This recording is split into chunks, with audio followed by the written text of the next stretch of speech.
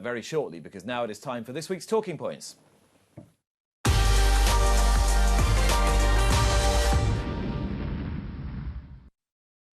Luck on Sunday, proudly sponsored by Al Basti Equiworld Dubai. From Cork to York, Sandown to Leopardstown, showing every Irish card, plus Britain's finest wherever you are. On mobile, online and TV, and now in dramatic HD. With exclusive previews and features, as well as live racing from 61 courses, covered by expert names and punditry. And of course, there's me. Welcome to the home of British and Irish racing. Luck on Sunday, proudly sponsored by Al Basti Equiworld Dubai.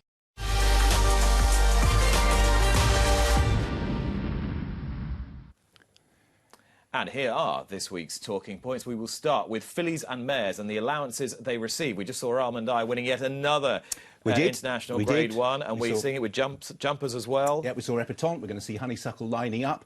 My personal view is I'm now very doubtful as to whether in Grade 1, Grade 2, Grade 3, Group 1, Group 2, Group 3 listed races, fillies should receive an allowance when they're racing against the boys. Lots of reasons for that. One is the development of mares-only programmes, particularly over jumps, which if you're then going to siphon off their top product and move it with an allowance into races like the Champion Hurdle. I think you've got a Mare's Chase, for example, at Cheltenham this time around. I think that potentially demeans the product, and we're talking about equality all the time. And at the highest level, the results of some races where the best horse finishes second, a Champion Hurdle won by a head, for example, from a gelding, that doesn't have breeding implications, but it would if it was on the flat. I just wonder whether the time is right now for those top-level races to be competed on level terms and give an extra jump for those top fillies. I'm not saying it just because there are a lot of them about, but there's no doubt that the trend has been to keep them in training. And if you're faced with a stallion who may go to, or a horse that may go to stud, and you're facing an Enable, who's the top horse by £5, and you're going to have to give weight to in Group 1 races, would that temper your decision? I don't know. Do you fancy conceding weight to Tarnawa next year, whoever you are? The Aga Khan never used to keep horses in training. A 5-year-old owned by the Aga Khan. She was kept away from the Arc to stay against her own sex. It should be the next jump, really, because, as you say, the danger, I think, is that through the success, if you like, of keeping mares in training, and if you look at, we've got a mares race at Carlisle today, 6 or 7 runners, good enough quality, but to siphon off the top level of those and try and move them into particularly the Champion Hurdle route, I wonder if that just slightly takes away. It should be the Holy Grail. Holly Doyle competing on level terms. That's something we don't make enough of. Charlotte Dujardin and also Zara Phillips were the other two that won that title. The only sport out of all those sportswomen who won that title where they compete on level terms. Time for horses to do the same. Giant killers. We've touched on this quite a few times today already, but the opportunities, or lack thereof, if you like, of smaller training operations beating the bigger ones. However, it's been quite a good weekend for the giant killers. But do you feel slightly worried that when we roll around to Cheltenham, we'll still be talking about the same horses, you know, the same core band? Now, success in sport, obviously at the highest level, deserves its own rewards. But the danger, I think, of the way we potentially finance racing is we don't give the progression through. And that was my point about prize money before. Support the grassroots, but that raw material isn't going to make up into your champions. Pay an awful lot at the top end. You get champions, but where is that progression for the middle trainer to get a horse that he can take from 135 to 140 to 145, female trainers as well, you know, who can see some development. And as an owner, you get reward as you go up the scale. Too often, the graduation is very, very small, and then there's a big prize at the end. And the big prizes at the end, we've seen the prices that are paid for some of the raw materials on the flat and over jumps, and it's impossible to compete. And you can write down a list of 4 or 5 trainers that you know they will go to. They deserve the success they have because of their abilities, but they all needed opportunity to get them going. And my worry at the moment is, where is that opportunity? Terrific for Sandy Thompson, but there's still only 3 or 4 horses he's got that can compete at that level. It would be good to find a way through for those trainers to be able to progress. They are coming through, but it's very, very hard work, I think, in a handicap system. Important week for the northern portion of the country and Scotland, with Wright and York Hill both performing with such credit. Absolutely, and you know, blimey, when I was growing up, the West Country wasn't the power base; it was the North. It was the Dickinsons, and and then it moved to So it's moved around the country. It's not insurmountable, but it's if you pare back the opportunities too much, then you'll see what you sometimes see on the flat. Red Car Maidens being dominated by Newmarket stables. There's not the stepping stones there for the horses in their own patch to progress. It's been tough, particularly for smaller operators this year. Not as tough as it has been for on-course bookmakers who've had not one bit of help from anywhere, really. And so what are they going to be given now that limited crowds are going to be allowed in? So the good news was no fees. The bad news seemed to be that there was a ratio of 1 to 150. Now, is that no fees across all racecourse groups? Because I know ARC started this, didn't they? I believe the Jockey Club have matched that, and I would presume the independents would fall into line as well. But that is pretty small beer. I mean, the fundamental thing is those joints are owned. They have a value. And if you're pick number 25 at the moment, you're looking at the significant reintroduction of crowds before you're likely to get a run, if you like. On-course bookmakers have been hit arguably as hard as absolutely anyone. Not only have you seen the value of your pitches go down, you haven't been able to stand, and you've seen the betting landscape move away from the SP, almost certainly not being determined on-course anymore in entirety. You might get an input, but a shift away from that core product. And bookmaking, the days, it's what got me involved in the sport was the numbers, was standing with people who, looking at their field books and how they calculated. And it's a fantastic art, and an art that to some extent has been overtaken by technology, and it potentially has been held below the waterline by COVID. And it's very important that people are aware of on-course bookmaking. Now, thankfully, cash looks like now keep ads are as bad as cash, and that 1 for 150 ratio is almost certainly to come down. It's largely a logistics thing early on because you don't want too many people on course. But as pointed out, you don't want people queuing for betting either. And it would be a shame if on-course bookmakers were sidelined for the benefit of, say, a tote operation, just because not enough of them were allowed on course. And the issue is that a lot of bookmakers will not be able to function now and will have had to have gone and do other things. The question is then when we do get back to full crowds, how many of those will have been replaced? Is the actual body of on-course bookmakers going to have shrunk significantly by the time we are at full capacity? Maybe, but hopefully it will lead to more opinion because, it's hard to balance a book on opinion, but that's what used to set bookmakers apart, with different prices and competition. Age of exchanges changed that slightly, so maybe there'll be a renaissance in the ring. They certainly deserve it. And whilst there are crowds coming back in Britain after a fact, there are no crowds in Ireland. Now, it may well be that we're getting a little closer than perhaps was reported earlier in the week. I spoke to Brian Kavanagh from Horse Racing Ireland, and it was originally suggested it might not be for 6 months of 2021. I think with the vaccine on the horizon, we're rowing back a little bit on that. But Ireland have had it tough too. They have, and I think it's obviously difficult not being aware on a day-to-day basis. I chatted to Kevin Blake about, what the day-to-day life was like there. And I think probably things have been far more draconian, and that's reflected in the racing aspect. I think from an outsider looking in, and maybe slightly naively, what I've been surprised about is, given the support for the bloodstock industry in particular down the years in Ireland, that there hasn't been more support or appreciation of the product itself at the highest level. And it's interesting, if you've lost the ear or the ability to lobby, that's what surprised me most from the outside looking in, is that they have appeared to be on the back foot, far more so than the BHA in this country, which I personally was surprised going forward. I would have backed the other horse in those circumstances. But because the funding model is more singular, I suppose, in Ireland, and a bit more robust or a bit less open to variable, then they've been able to they've been able to navigate these choppy waters a little more easily than perhaps we have. Yeah, they're not dipping into the family silver, if you like, or selling off the assets via the levy board reserves. They have got a robust system, turnover largely driven, which of course is something that this country would definitely seek, I think, to get on board with if they could. And they also have been capable of preserving those revenue streams, not reliant on the number of betting shops, and not reliant on closing loopholes as regards betting offshore.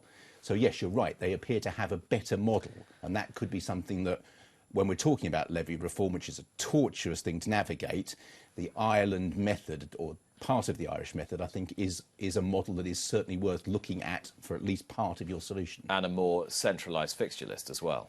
Yes, I think that the ownership of fixtures by racecourses is something that's never been challenged by the BHA. since the Peter Saville days. Wouldn't surprise me if they were seeking some advice. Yeah, we're now talking nearly a quarter of a century. And the need for money being great. Yeah. Betting shops are reopening, though, and this was a worry for plenty. The Betting and Gaming Council have been lobbying very hard to the government to allow betting shops to open in at least Tier 2 areas. Yeah, two reasons. One, again, is, you know, people's employment, people's leisure time. But the second is, obviously, we have built our media rights money or calculations on the number of betting shops that are open. Now, to be fair, that was something that moved very, very little down the years. And as a result, even if it wasn't ideal, it certainly never really penalised you. A few shops opened, a few shops shut gradually. But now you've had the double whammy of FOBTs, which was initially going to close the 2,500, and then we had them all shut for obviously a while and potentially staying shut for significant periods of time in Tier 3 had we not got them back open with non-essential retail. Make no mistake, that's the driver. It's the driving of media rights money by reopening the betting shops, because we need to open as many revenue streams as possible. 2,000 isn't going to help much on course, particularly if they're members, but it parts the gateway for racecourses, because whatever you believe the money should be used for, and that will be a thorny argument going forward, you need those revenue streams online. And if your media rights is built on betting shop estates, and those betting shop estates are suddenly being culled or closed, then you see that revenue stream dry up. And so it's for the good of everyone that they are open, providing obviously they can open safely. Yeah, that is the key, that they must follow the protocols to the letter, and because there will be understandable scrutiny. People will walk past a betting shop and go, look, there are people in there. They are not. This is not traffic moving through and in and out. There are people hanging out in there all afternoon in a small space. And if I can take that and just replace the word betting shops with racecourses, and say that will be the scrutiny for the next week or 10 days. There will be people looking at what goes on racecourses and saying, are those protocols being followed? But particularly if you get spikes in areas. At least on a racecourse, you're going to be outside. That is definitely true. And I know there's been significant investment, as there had been on racecourses, to try and comply. But I suppose non-essential retail, it is a question of the time spent in those places that is potentially longer in betting shops than, say, hairdressers. I don't want to overrun here, and I've been told I mustn't, but I'm just going to say one thing. I've been in betting shops where one person is working and the betting shop is full, and there are a lot of people playing the machines, and I've thought the person behind the counter serving the one member of staff is not being adequately supported to marshal a situation where we've got a pandemic spreading. Yeah, if you want to open these betting shops, you've got to staff them adequately so that somebody is making sure that the betting shop is safe for all the customers, and the other person can concentrate on taking the bets and doing whatever they're doing. I think that's non-essential retail, isn't it? You know, a hairdresser who cuts 10 people's hairs a Exactly. day, they are the people that are most exposed, obviously, and then can potentially pass on, but they're the people that probably are the best ones to judge. But also, I was in a betting shop recently, and the woman who was working in the betting shop was asking, the betting shop manager was asking people to put masks on, and was facing a bit of resistance, and it is difficult, and they're in a very difficult position, and they need adequate support to properly police the regulations. So please, please, please, to all the high street bookmakers, make sure your staff are properly supported if you're asking them to do a very difficult job at the moment. Very good point. Very good point. Right, which brings us on to, well, Oisin Murphy and Nathan Evans. I think we can deal with Nathan Evans quite quickly here. Yes, I mean, it is this is the Oisin Murphy dossier. Yes, I'll come to this in a moment.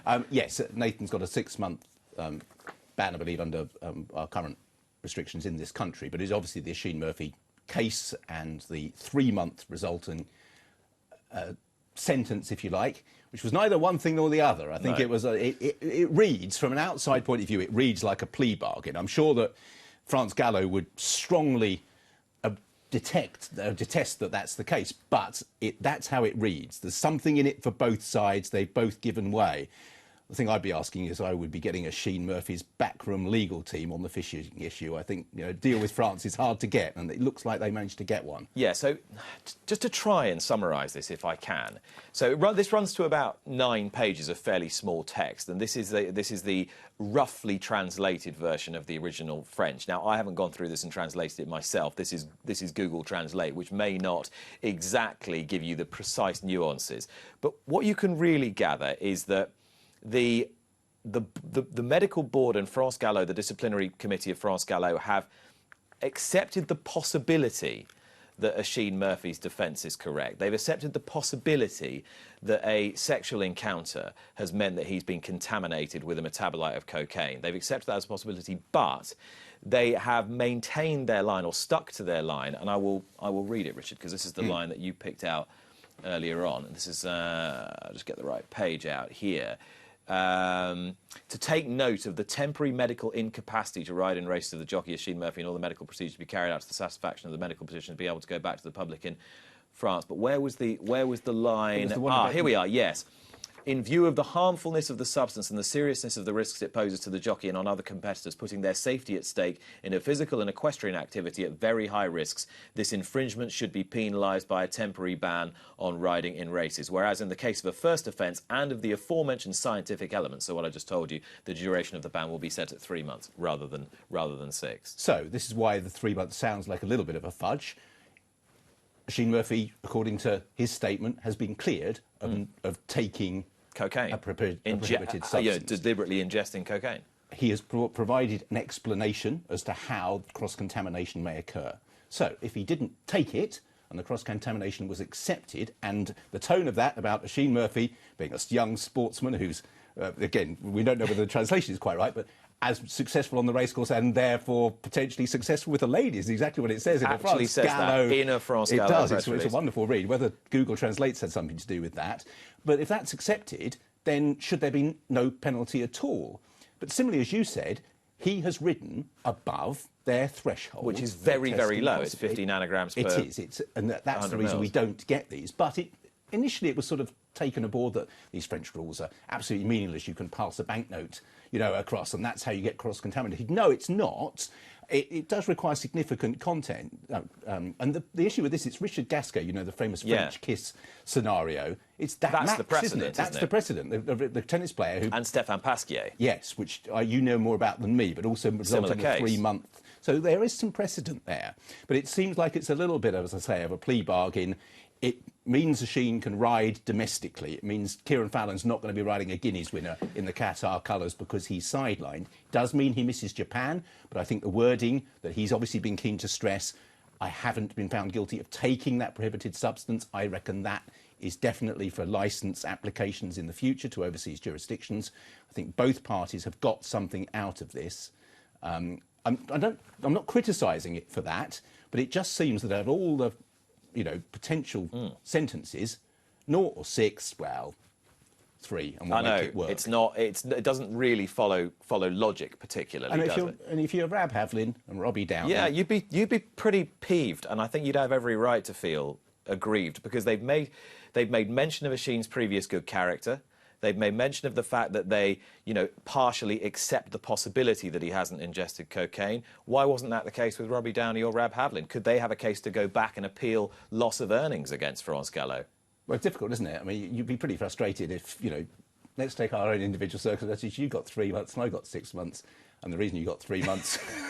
well, I'll let you go there. I feel blighted on all counts. Blighted on all counts. Everyone knows that the likelihood would be the other way around. But anyway, that is the. If you can get this on France Gallo's website, and it makes for quite interesting reading. Decisions, jurisdictional bodies. It's headline, which probably tells you about how good the translation is. Those were this week's talking points.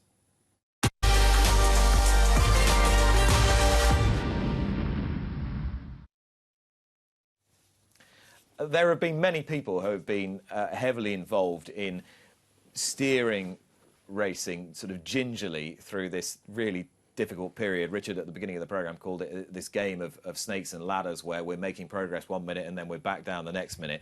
Obviously, this is all going to change the next week because racecourses are allowing limited crowds. And after the break, I'll be talking to the man, really, who has led British horse racing's response to COVID-19, the Chief Medical Advisor of the British Horse Racing Authority, Dr. Jerry Hill.